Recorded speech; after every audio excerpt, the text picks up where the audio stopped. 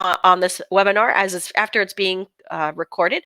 Thank you so much for joining us today to listen to this very important webinar. Before we hand the presentation over to our two presenters today, I would like to tell you a little bit more about them. So our first presenter today will be Daniel Rodriguez. He is the Chancellor, Professor, and Co-Chair of the Department of City and Regional Planning and Interim Director of the Institute for Transportation Studies at the University of California, Berkeley. Daniel's research examines the reciprocal relationship between mobility and land development and the health and environmental consequences that follow. Working with colleagues in multiple disciplines, he has studied how changes to the physical attributes of urban environments, the location of rail lines, trails, neighborhood land uses result in changes in individual behavior, health, and air quality. His work also examines how cities can encourage development that is healthier and affordable. He is committed to encouraging a north-south dialogue between innovative and sustainable active transportation and urban policies. Our second presenter today will be Mei-Kwing Lee. Mei-Kwing is a doctoral candidate in city and regional planning at the University of California, Berkeley. Her research explores the intersection of sustainable transportation, travel behavior, built environment in the US and Asia. With that, it is my pleasure to now hand the presentation over to Daniel Rodriguez. So Daniel, take it away. Wonderful. Thank you, everyone. It's a pleasure to be here today. We're really excited to bring these results from our NICER study and share them with you and hear your feedback and incorporate them into subsequent parts of the study that we're going to outline today. So let me just begin with the details of our project. So the agenda is first to focus on the background and research questions that motivated us, and then identify the design and methods, what we found, and the key takeaways and the future research that's emerging from it. So the motivation for the project and the contextual background is really the decrease in ridership that has been generalized throughout the US, with a few exceptions. But I think since roughly 2017, 2018, some places a little earlier, some places a little later, transit ridership has declined in most metropolitan areas. There's some exceptions, places that maybe have made significant service improvements or infrastructure extensions, maybe have seen a bump. But overall, the trend is for a decrease in ridership that in some cases goes beyond the single digits and to double digits. And this is clearly magnified by what happened with COVID and our adaptations to these new conditions that remain almost to date. Many factors have explained the decrease or have been examined in explaining this decrease. Some have to do with potentially changes to the environment, behavioral changes, moves and relocations, especially by transit-dependent populations, and maybe they suburbanizing as some of our core areas become less affordable, and maybe even the acquisition of vehicles for those former riders that can afford vehicles and as a result are able to kind of unpack and unleash the accessibility benefits that come from vehicle ownership. At the same time, we have kind of a strong sense that the built environment is helpful in promoting transit ridership, not only by concentrating demand in origins and in destinations, but also in making the access and egress portions of the trips more feasible, easier for the travelers, more walkable, if you will, or accommodating other ways of getting to the stops so that then they could connect to other destinations. At the same time, we have identified some data limitations around the built environment. It's hard to measure the built environment longitudinally. It could be time intensive. The built environment is slow to change. And so that has been constrained in understanding how changes to the built environment might be impacting ridership in different ways. Because of that, there's a lack of longitudinal research that also kind of limit some of the causal claims that could result from analysis that maybe use longitudinal data to be able to address some of the core concerns around self-selection and other endogeneity issues that maybe limit the type of research that we can do or the statements that we can make from the research. And last but not least, there's an important lack of fine-grained walking data, walking environment data nationwide. We have to rely maybe on what cities publish, harmonize different data sets.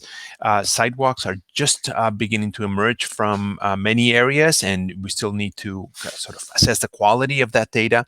So we try to address this, as you'll see, in different ways by being able to develop this harmonized database that contains some of the attributes, not all, of the walking environment. So the objectives of our study were to identify changes to pedestrian infrastructure, and the presentation today is really going to be focusing on crosswalks, and specifically marked crosswalks around transit stops over time. So that's one key objective, is to develop this national database around certain areas of interest, focusing on marked crosswalks and the type of marked crosswalks, as you'll see shortly. The second objective is to identify changes to the built environment also in these neighborhoods. So not only the provision of crosswalks as the example that we're going to focus on, but also changes to the land use mix, the density, the overall walkability, the sidewalk infrastructure, and so on in these locations.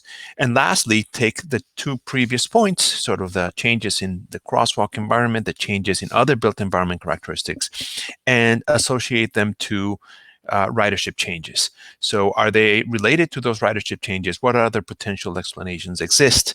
And what does it mean for the future of public transportation? The big question here, again, is what I mentioned in the previous slide, is COVID. And that is kind of the next step of our work, really. I'm kind of giving away the punchline. Would these built environments really make stations a little more, or certain built environments make stations a little more resilient to changes in ridership? Or is ridership declining kind of uniformly? We know, we have a sense that it isn't declining uniformly, and that some stations actually are experiencing lower declines in ridership. And we want to address whether the built environment and the walking environment around those stops are responsible partly for some of those lower losses, if you will. So what research design did we use? We looked at this longitudinal data and said, okay, let's look at the change over time. So we look at before data and after data. And let's look at other places that also have before and after data, but didn't have a change in the built environment. So let's look at places that changed the crosswalks. Let's look at places that didn't change the crosswalks. Some of them belonging maybe to the same transit agency, some of them belonging to other transit agencies. And could we also look at those changes and adjust at the same time for other station level characteristics, maybe some station level characteristics that changed, things like density or the number of low-income residents that live in a given area, or the land use mix. So for this specific study, we focused on 877 stations that are rail-focused, so heavy and light rail, representing 8 different transit agencies across the U.S. You see the list here. We span pretty much east to west. The data that we collected from these agencies with their help, this is data that they're already were collecting through service monitoring programs, focus on ridership, and specifically station level average weekday ridership by stop over time. So normally these are not going to be monitored unless there is a tap out through smart cards. They tend to be in some cases involving 1 week of intense data collection. In other cases, they are collected with more regularity, ons and offs, or ins and outs in the different stations. In terms of the built environment data, we looked at the pedestrian infrastructure, the marked crosswalks, and as you'll see in a second, this data was generated from processing images from Google Street View. And we use EPA's recently released Smart Location Database, kind of version 2, if you will, the later data that complements the earlier data. So now we have 2 points characterizing most of the US, and in this case, characterizing specifically these 877 station areas. So in measuring the built environment, we focused on both the crosswalks and the built environment itself, as I mentioned, the density, the land uses, and the socioeconomic characteristics of certain riders. So let me first, before passing it on to Meijing, focus on the different, the 3 objectives, starting with identifying the crosswalks, and I'll kind of tell you about the methods, and Meijing will come later with the findings and the next steps. So in terms of identifying the crosswalks, we've been happy that our main paper on this was already published in Environment and Planning Part B. This is the journal that focuses on urban analytics and city science. And we want to describe a little bit of what was done here. So it's important to realize that basically, roughly where 2 intersections are face to face next to each other, like in the figure A here, you do have, as a pedestrian, the right of way to cross generally. And there's a couple of exceptions that when there's alleyways or a few other details, but generally you will have the right of way, and it is considered an unmarked crosswalk. The Federal Highway Administration will suggest that the vehicle will have to yield the right of way to the pedestrian who is crossing.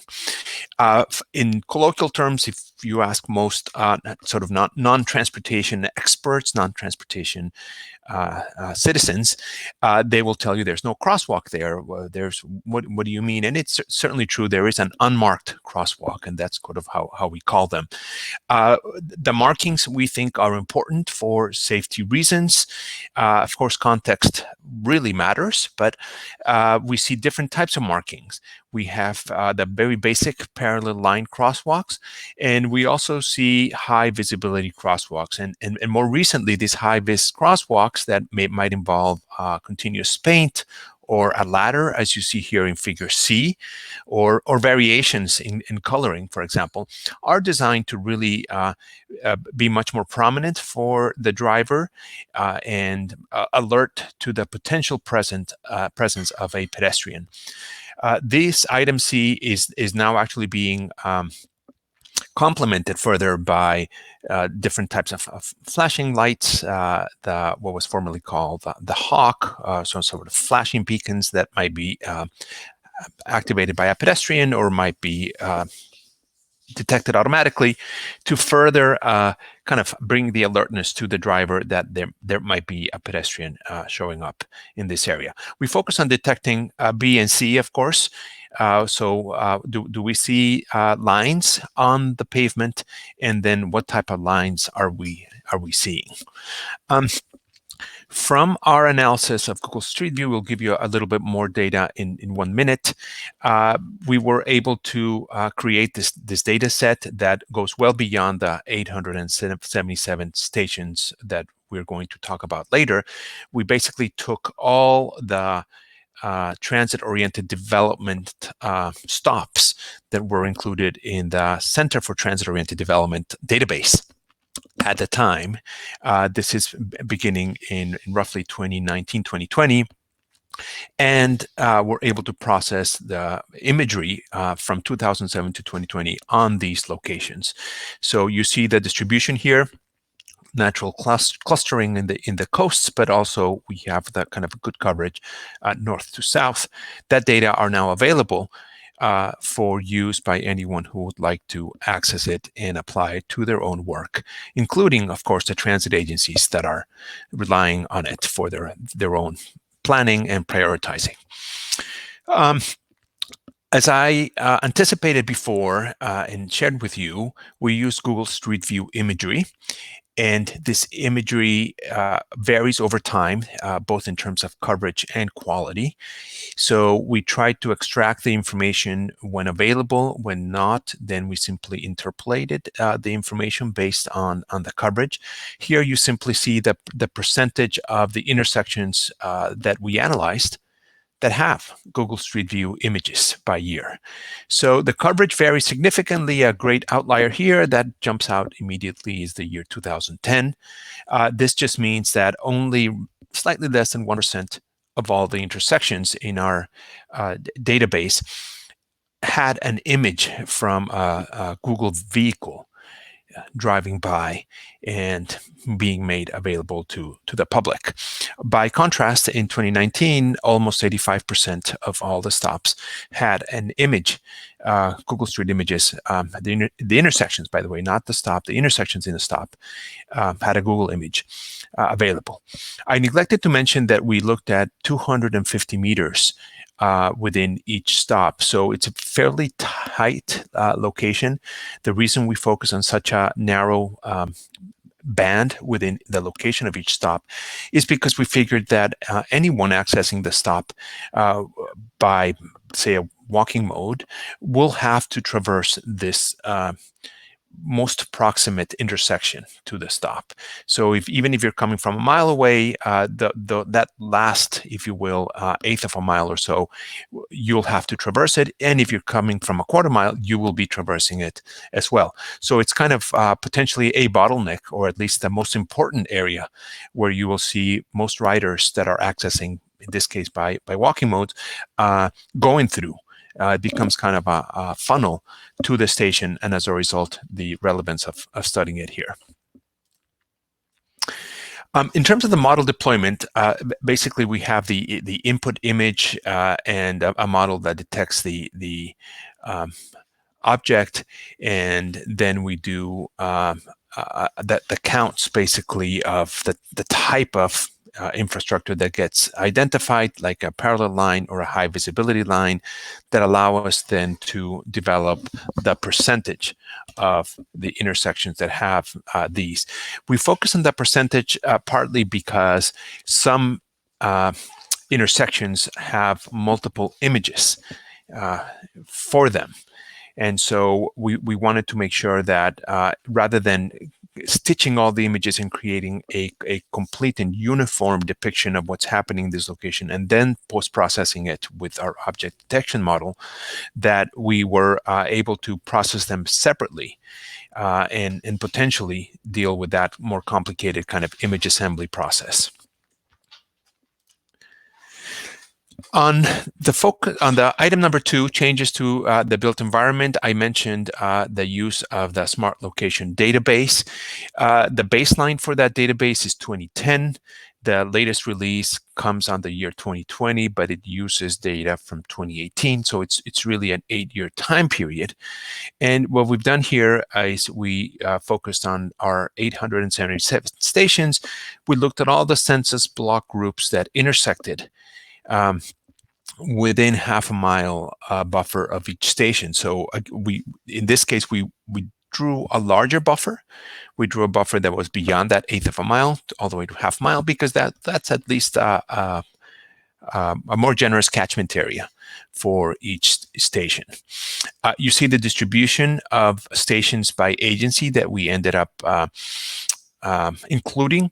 So there are some transit systems with significant number of stations, certainly New York City, but also SEPTA and Philadelphia. And there's some like PATH, which is more kind of commuter rail or longer distance rail, kind of regional rail, that have many fewer stations, in this case, 9. And we aggregated the smart location database variables by station to create the characteristics of how the built environment and the socio-demographic environment were changing over time, over these 2 time periods.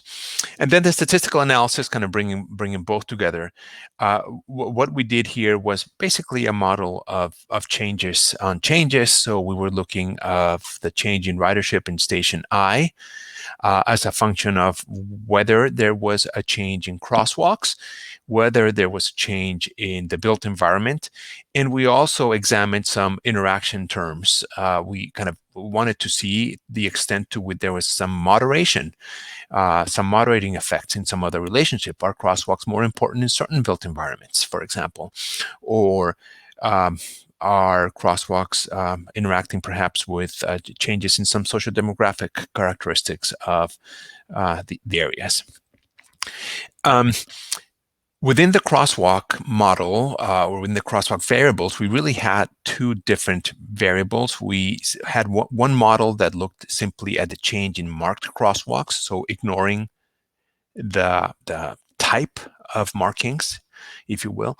And we had a second model that looked at high visibility crosswalks, so not focusing on the parallel lines, but simply focusing on the higher visibility markings on the pavement.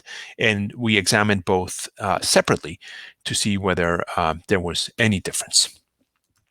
Let me pass on the baton to Meijing for the study findings and takeaways. Meijing, please. Thanks, Daniel.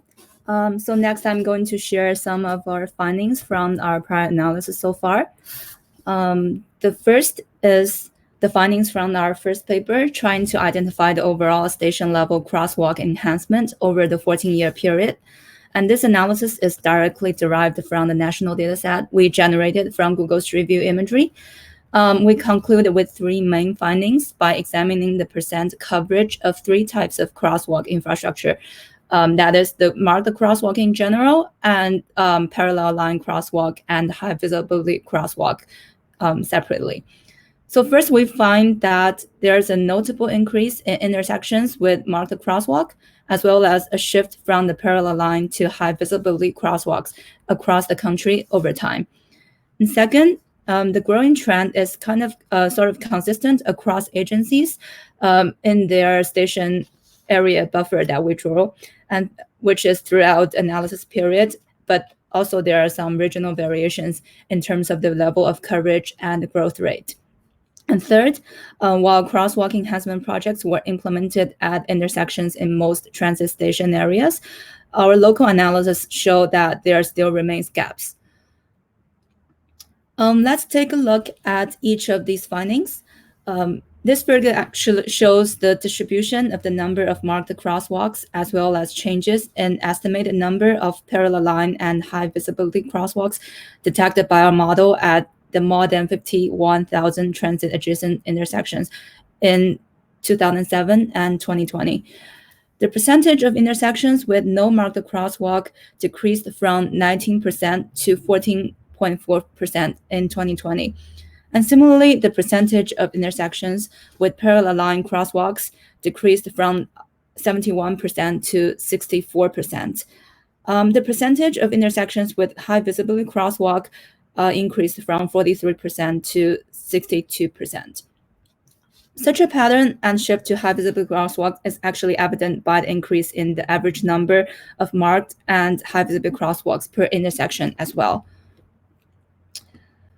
As we suggested earlier, there's also a substantial increase in the overall number of marked and high visibility crosswalks over the years. Before 2011, the number of marked crosswalk steadily increased due to a rapid increase in the high visibility crosswalk. And the number of parallel line crosswalk was almost constant during this period. Before 2011, the total number of the total number actually minimally increased, but the high visibility crosswalk has been replacing the parallel crosswalk. And the number of high visibility crosswalk eventually caught up with the number of parallel line crosswalk in 2017, and the trend persists after 2017. The pattern of upgrading to high visibility crosswalk is also consistent across the country. The right figure shows the growing trend of marked crosswalk and high visibility crosswalks in station areas of the 10 transit agencies with the highest service area in terms of the intersection density. And also, there are some regional variations among these dense transit service areas. For example, in 2007, the percentage of intersections with marked crosswalk ranged from more than 95% in New York City, which is the service area of New York City MTA, to less than 80% in Boston, Long Island, and Chicago, which has the service areas of MBTA, Long Island Railroad, and Metra. The areas starting with the lowest crosswalk coverage appear to have the fastest rate of growth. They caught up eventually with the other regions by the end of the period. And by 2020, all agencies have more than 80% coverage of marked crosswalk at their service area intersections. The growth of high visibility crosswalk presents a similar pattern. The high visibility crosswalk coverage in most agency service areas was less than 50%. And that number kept increasing over the years, all reaching about 50% by 2020.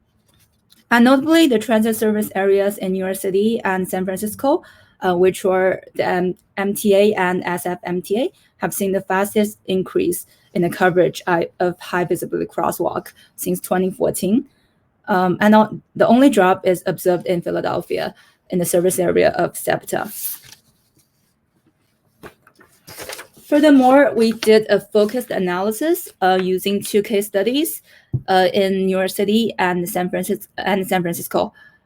These 2 maps show the changes of intersections with high visibility crosswalks between 2007 and 2020 along transit lines of New York City MTA and SF MTA. For both cities, there has been a clear expansion of high visibility crosswalk. For example, in New York City, the number of intersections with high visibility crosswalk grew from less than 5,000 to 6,000, more than 6,700, which is a 36% increase over the 13 years. And likewise, in San Francisco, the number of increase was about 56%, from less than 2,000 to almost 3,000, to less than 2,000 to almost 3,000. In both cities, the crosswalk enhancements were implemented around stations in both urban and suburban areas, with a balanced improvement across the geographic areas. The enhancement tend to fill the gaps along the major transit corridors, which are shown by the red dots. And by 2020, most intersections in New York cities have been covered by high visibility crosswalk, but there still remain some gaps in the service areas of San Francisco. I'm not sure if it's shown clearly, but these gaps are shown by the green dots here. These gaps are more prevalent outside the downtown areas and the major corridors, and we also did some hotspot analysis in these 2 maps to identify the spatial clustering of different types of marked crosswalk using the local Marine's Eye indexes. Moving on to the other variables. First is the station level ridership outcome measured by the average weekday ridership change between the base year, which is 2010, and the recent year, 2018, of the selected stations and agencies. To make all variables consistent across this time period, the base year and recent year were selected based on the available data from all data sources, including the newly generated crosswalk dataset, the built environment variables, and transit ridership data. The figure shows the kernel density of base year average weekday ridership for each TOD station and the change between base year and recent years. Overall, the ridership in stations within our sample had an average decrease between 2010 and 2018, and this is similar to the national trend observed in other literature. Across the 8 agencies we examined, there were stations that gained ridership and others that lost ridership in an 8-year period. Notably, a majority of BART and PATH stations gained ridership, whereas stations of other agencies saw a mix of gains and losses. Among the 10 stations that had the largest ridership gain, 8 were in New York City, even though MTA and PATH represent less than 30% of all stations in the sample. And at the same time, 7 out of the 10 stations that experienced the biggest ridership loss were also MTA stations.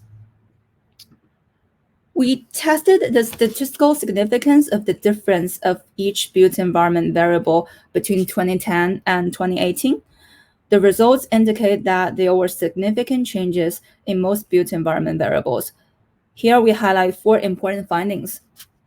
First, the percent of zero vehicle households in station areas decreased by more than 10%. For comparison, the U.S. Census Bureau reported that overall percent of zero vehicle household in the U.S. dropped only by about 0.6 percentage point, from 9.1 in 2010 to 8.5% in 2018.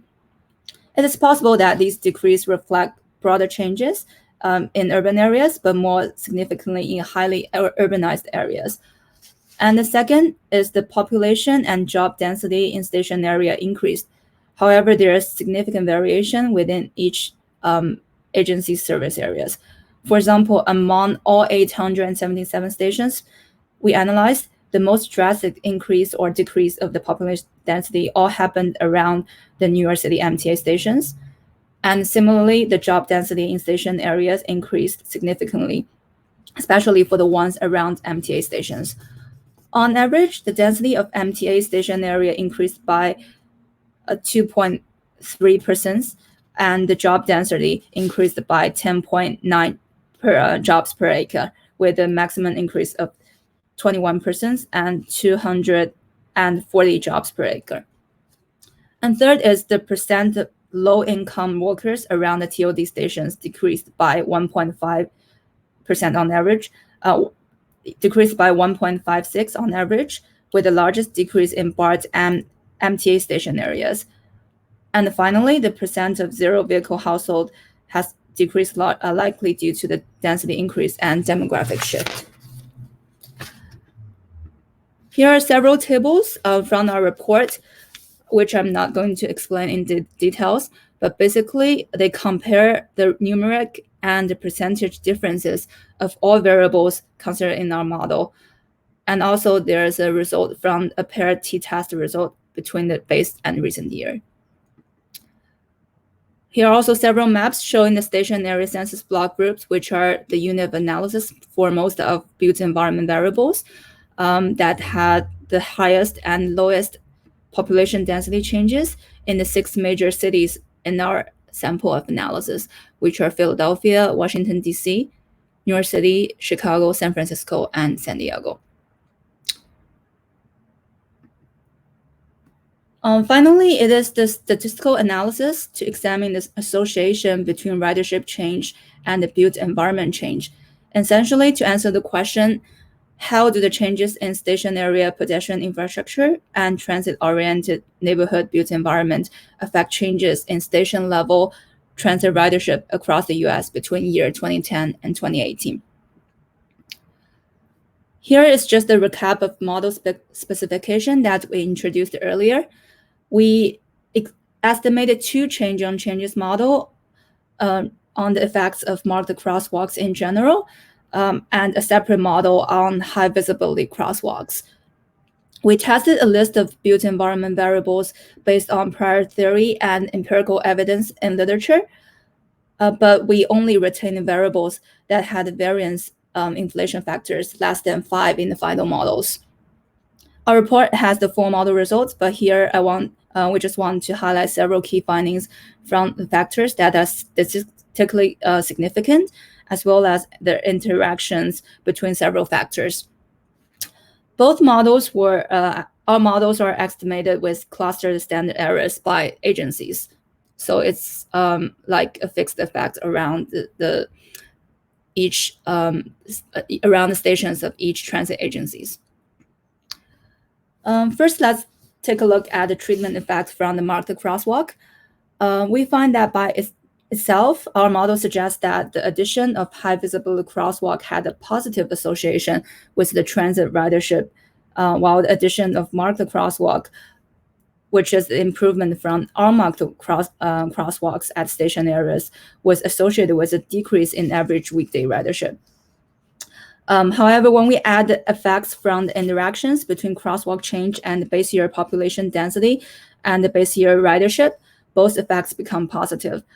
The interaction term between high visibility crosswalk change and base year average weekday ridership suggests that changes in high visibility crosswalks were associated with ridership, when average weekday ridership in the station area was lower at base year. And another intersection shows that marked crosswalk were associated with ridership when population density in station area was higher relatively. And also changes in local and regional built environment and socioeconomic variables were associated differently with changes in ridership.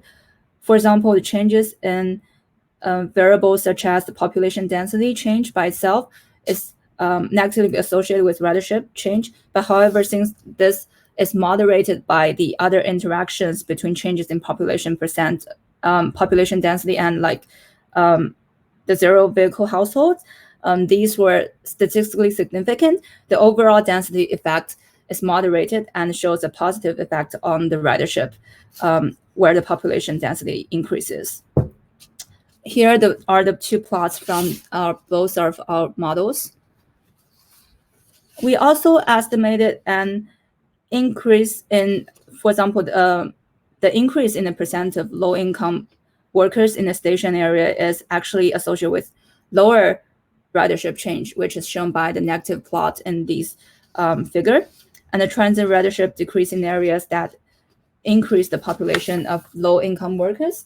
And low-income workers have actually shown to have sacrificed somewhat the accessibility, including transit accessibility, to afford the housings, and which are more likely to have come with cars when they moved into these neighborhoods.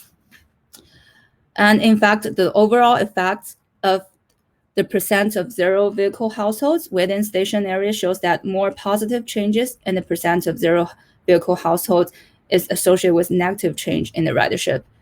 Our calculations suggest that the percent of zero vehicle household in the station areas had decreased by 20%, and the percent of low-income workers decreased by 5%. But the national average change in the zero vehicle household was about 60% during the same period. So the vehicle ownership actually rose significantly in these station areas, and suggesting that some planning strategies to change the built environment to support the transit ridership was modestly successful, but really insufficient to support the increase of the ridership in these areas. And also socioeconomic factors such as the auto ownership and changes in accessibility for low-income workers appear to be contributing factors that somewhat explains the decrease in this ridership change. We summarize the findings from the analysis as follows. The first is that the addition of high visibility crosswalk had a positive association with the transit ridership, and the changes in high visibility crosswalk were associated with ridership when average weekday ridership in the station areas was lower at the baseline year.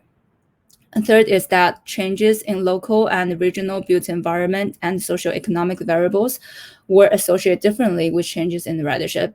And fourth, an increase in the percent of low-income workers in the station area is associated with a lower ridership. We also present two policy implications and takeaways from the findings.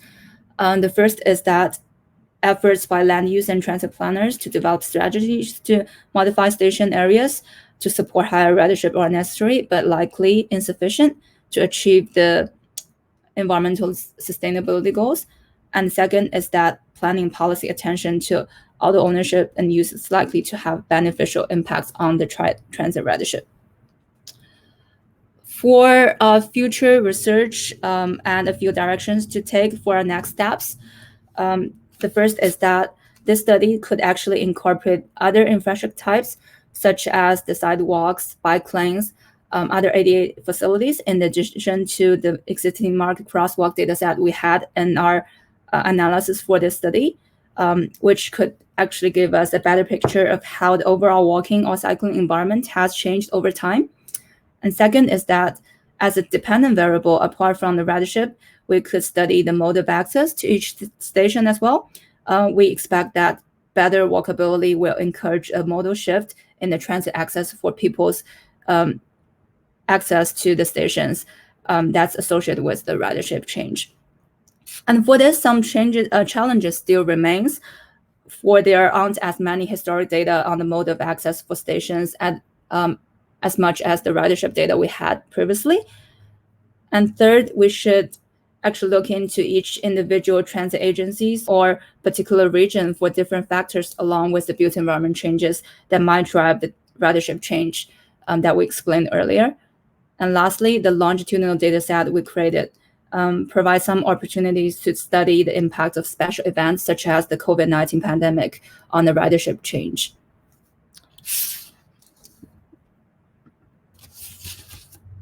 Throughout this project, we received tremendous help from many people at various transit agencies across the country.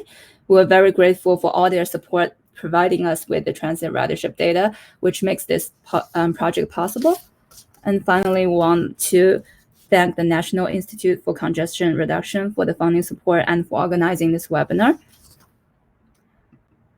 This is the end of the presentation. Thank you for joining the webinar, and we're happy to answer any questions, or if you have any further question or suggestion for our future work, feel free to email Professor Daniel Rodriguez and me.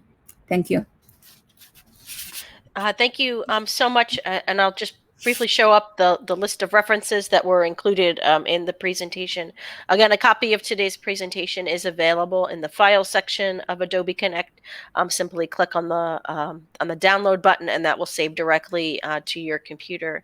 So it does look like we have quite a few questions already submitted in the Q&A box. So I'll just start from top to bottom, and we'll kind of get through those questions. Again, feel free to continue to submit any questions that you may have. The first question that comes in, it says, do you think that this approach could be used to study COVID ridership changes? If yes, in what ways? I'll be happy to take that one. Thank you for that. Very, very good question, Stephanie. I would say that yes, there's no doubt in our minds that this could be helpful in understanding which stations maybe are losing less or more ridership. Clearly, we know that places like San Francisco or maybe New York City have been a little slower to open up in person, and as a result, transit ridership is down maybe more in areas that are more office and sort of office oriented, and for certain sectors of kind of office employment, specifically like tech oriented. So certainly this combination of disaggregated built environment data together with the disaggregated ridership data would be very interesting to harness to understand what happens with COVID. Other places, more suburban locations, places where maybe there's more transit riders residing, and a mixture of uses, maybe some more commercial uses. We have the anecdotal evidence that they've been hit less hard, if you will, by COVID nowadays. So the ridership has come back up, not quite to the levels that we saw before COVID, but it's recovered better. And so this approach certainly would be amenable to study. The key challenge here is that agencies might not be collecting the data as frequently and as systematically as we'd like, because COVID consumed so much of their attention. So to the extent that they are doing it, it's definitely worth exploring it and possible to explore it. So we're looking forward to doing something like that. Thank you so much, Daniel. The next question comes in. It says, how well did the algorithms classifying perform, and are you thinking of expanding this database to other locations? Daniel, would you like me to answer this question? Yes, please. Okay. So our model performance actually shows that based on our evaluation matrix, the average precision was about 0.6 for Paraline crosswalk and 0.7 for high visibility ones. And overall, we calculated average precision on our test set is about 0.7. So we think this is pretty good performance. And based on this analysis, we want to expand this data set to include not only the crosswalks, but also some other infrastructures, and expanding the geographic coverage, including not only the transit station areas, but also at intersections in outside the transit service areas, as well as the intersections and mid-block locations that has the continuous coverage of certain regions. Okay, it looks like we've got one final question. If anybody has any questions, feel free to utilize that Q&A box. This next question comes in. It says, what might be some built environment features to be included in this analysis using a similar approach? I'll jump in, and maybe Meijing can complement my answer. Thanks, Stephanie, again. My sense is that some of the characteristics that really define walkability are harder to measure systematically and are certainly not available in secondary data. And so those would be the features that I would love to have access to, and that I think we're moving in that direction, but we're not quite there yet. So some are closer than others in terms of being available to us researchers and to agencies. So I'm thinking about sidewalks. So as I said at the beginning, sidewalk data are available for some metro areas, for certainly some cities, but across them, the harmonization is very difficult. What they contain, the coverage, the quality is also complicated. So these machine learning and computer vision methods could allow us to collect some of that data in a very systematic way. Satellite characteristics, certainly the width, for example, is going to be important, some quality items, but other kind of less tangible things like noise and traffic speed. So we do have information on posted speeds, but certainly the traffic speeds observed in reality are going to be important. And then some of the more, I would say, aesthetic aspects that might make an environment a little more walkable. We'd love to include those. Some are much more difficult to measure, and we hope to be able to collect those, some of those at least, in the future. Meijing, anything else to add on this one? Yeah, just a few on using similar approaches, and maybe these are when we're trying to apply similar approaches for these infrastructures, some are depending on the availability of image sources and existing labels. So whenever like these labels become more publicly available, we are certainly able to expand the types of infrastructure for generating like a large scale data set similar to this that we have generated already. And Meijing, if I could add, there's a number of researchers in the group participating in this presentation, and I would say that a natural extension, for example, is to look at these crosswalk coverage, which we have for 4,000 plus locations, and we had the URL up there, and connect that to safety outcomes, right? So if you have data from an MPO for crashes, maybe not fatal crashes, that might be a little more rare events, but just injurious crashes or crashes that are non-fatal involving pedestrians, that you could potentially, over time, since we have 13 years of data, be able to aggregate some of that information and be able to tease out whether these marked crosswalks have had an impact on safety and to what degree. Okay, Daniel and Meijing, it doesn't look like we have any additional questions. So at this time, I am going to open up the evaluation for each of you on your screens. If you could take a few moments to complete that evaluation, as the feedback provided is not only important to today's presenters, but the entire NICER webcast series. We do have our next webinar scheduled for October 13th, presented by Dr. Susan Sheehanin and Kate Goslin at University of California, Berkeley. They'll be speaking about advancing social equity, understanding the travel needs of underserved populations that rely on transportation network companies. So on behalf of the National Institute for Congestion Reduction, thank you so much and have a great rest of your day. Bye, everybody. Thank you, everyone. Bye.